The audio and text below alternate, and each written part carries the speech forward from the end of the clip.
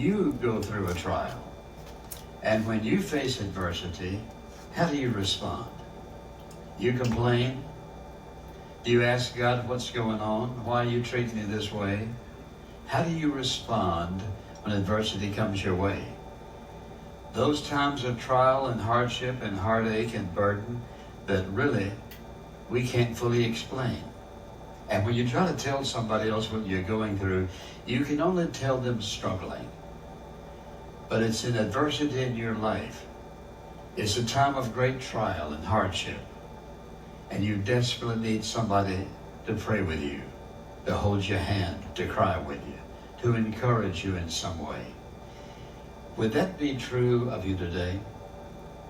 Would all of these words seem to explain what you're going through? How are you responding?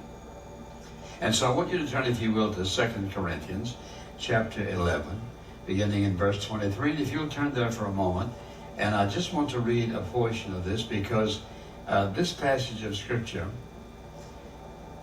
describes the Apostle Paul's time of great adversity in his life. And he lays the foundation for it before the verses I'm going to read, but I'll just start down here with his description of what's going on in his life. And he says, beginning in verse 23 of the 11th chapter, "Are they servants of Christ? I speak as if insane.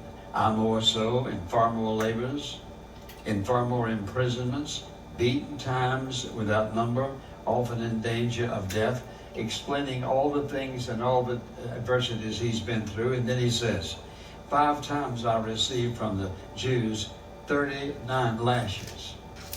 And at the end of those lashes were these bones that cut through the flesh.